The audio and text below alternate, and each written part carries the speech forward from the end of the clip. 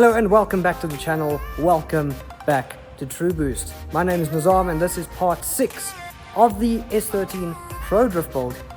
And we've made a lot of progress since part 5. So let me give you a quick overview as to what's been done. So, motor was taken out and put back in because the steering rack was actually a really big issue that we kind of looked over. So the steering rack has been completely redone. The water lines were actually getting welded up along with something else that I'm going to show you in the video later on. And yeah, prop shaft is in. I'll show you guys.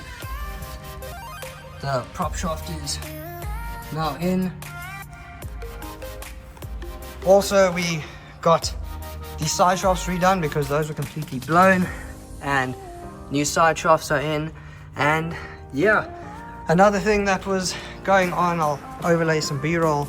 The spacers that were on this car were actually really dodgy because it was a spacer on a spacer, or rather an adapter on adapter, because this car was 4114 and now it's 4100, or at least with those. So yeah, we're going to cover a couple of other things, and yeah, today's going to be a really awesome video. Hello Marco. He's part of the video. So I wanted to tell you guys, Marco built a whole custom fuel cell. So yeah, today's video is going to be really interesting. Stay tuned and thank you so much for tuning in. Let's go.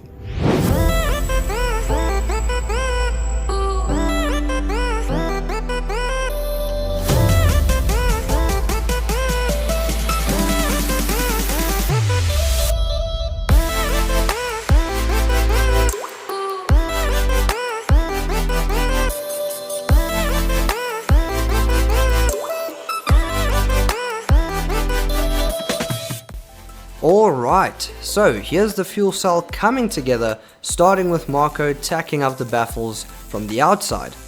These baffles play a really crucial role in preventing fuel surge and starvation, especially during some hard and aggressive drifting. Without them, fuel would slosh around inside the tank, potentially leaving the pickup point where the fuel pumps are dry, which could damage the fuel pumps or cause the engine to stumble. Definitely not something that you want happening in a drift car. Once the outer tacks were in place, Marco moved inside the fuel cell to fully weld the baffles in position, making sure they were structurally solid and sealed properly. With those done, he prepped the outer cover by cleaning the edges with a wire brush, ensuring a clean weld. After that, he tacked the cover in place and moved on to welding it together. What you're seeing here is 100% custom by Tignique. Marco designed this fuel cell from scratch, had all the pieces laser cut from aluminium, and now he's bringing it all together with some clean aluminium welding. And I gotta say, it turned out pretty damn good. In the next clip, you'll see Marco breaking down the process, what he did and why he did it, so stay tuned for that. But for now, let's take a look at this thing coming together.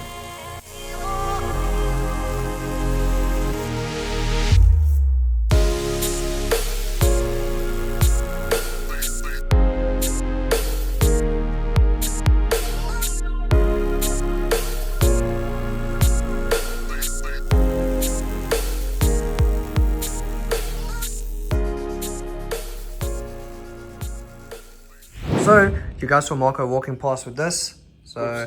So we made a fuel cell today. So hi everyone, it's me again. So we made this. The whole reason for us making it is because a lot of people are telling us that the fitting should face backwards for surge, and that just the fuel likes to sit that way under acceleration. But this is a drift car, so it's going to be going sideways. It's going to be pulling off the line, all that stuff. So what we did different about this fuel cell is inside of here, you'll see probably from all the WhatsApps and things I said to Nizam, we put a whole bunch of baffles in it and a different kind of like catch tray at the bottom. And that should alleviate any fuel surge issues that we have on top of the fuel surge tank that we have in the car. Sick. So we redesigned the mounts. This is sort of the idea. It's going to have a bracket that goes over the whole tank. I can just turn this damn thing.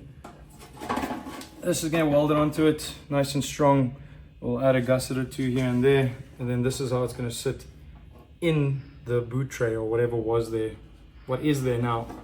So we're busy making the cross braces, bars, all that, and then yeah, let's just plumb up the fuel system, put the EC in, and we can start the car. We're literally that far along. So yeah, that was I'll overlay everything as you guys will see. Full aluminium welding, first time I got to see it. Very intricate. Playing with lightning, right? Literally, it's the coolest thing. So yeah, and then water lines as well, those are all done. Oh yeah, I forgot about, yeah, we did those too. It's just a blur, man. It's just like so many things going through in the day. Yeah. Yeah, we're having fun, and that's the main thing. I think if you're going into a project like this and being as stressed as this guy is with all the money he's spending on it, just have fun. You know, that's the main thing. I think for Nizam, watching the process and, you know, being part of the process is a great learning experience. Yeah. And yeah, just why are you doing this if not for fun? 100%, dude. And also again, thank you to FTF. Yes, FTF. Wait. No, we're not going to show them this time. No, next video. Next video, yeah, next video. It's basically the same thing over again, but we got more fittings. More fittings, more lines, it's all for this, and Marco made a plan because the rubber hoses. So we've switched over because my phone decided to die. Well, it didn't decide to, I just planned badly. So another good point is, as Nizam said, well, he was trying to say, is that the rubber hoses didn't quite work because racing fuels are like highly corrosive. Is that the right way to say it? I think so, yeah. Just they're corrosive. Yeah. So you can see in this one here, like the, oh yeah, well, there you go. Oh. So this hose, you can see in the inside is just completely split and been just degraded over time with, you know, racing fuels and that. And you don't want this, you know, on your racing car, you don't want this going through your engine, going through your fuel pump. So yeah, we've decided to go a different route and Teflon line wherever we can on the car, just for E85 or any racing fuels a car might run in the future. Yeah. And yeah, that's pretty much it for now. Yeah, but I mean, we're super close to actually getting the car started, which is crazy. Crazy to think it's literally been what, 3 weeks? 3 weeks, yeah. 3 weeks. 3 weeks. We drive with no engine. We took an engine out of a Falcon, took a dodgy gearbox out, put that into the Nissan, this S13. Yeah.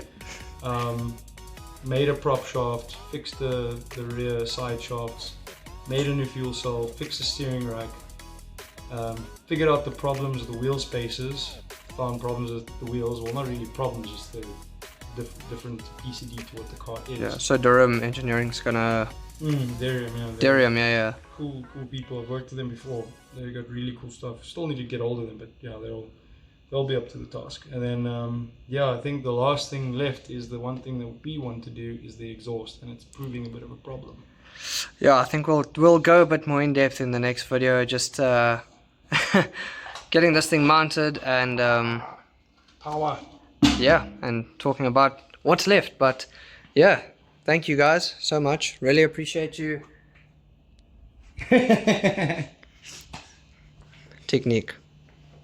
Guys, please, I haven't mentioned it plain and simply in the video, but you've seen the quality of workmanship from Marco and the team, and literally went from nothing to a complete fuel cell, for example, and building a drift car and doing so many other things. So yeah, we did CAD. Yeah, cardboard aided design. But yeah, reach out if you guys need anything done on a race car and you're willing to pay for good workmanship. I think that's a very important thing. Marco and the team don't do things half-heartedly here, so yeah, please reach out. But again, thank you guys so much for tuning in to today's video, part 6 of the S13 Pro Drift Build. Please make sure to leave a like, comment down below if you've been enjoying, and make sure to hit that subscribe button. But yeah, part 7 I think is going to be a pretty big one, so make sure to put notifications on, and until next time, keep well and keep boosting.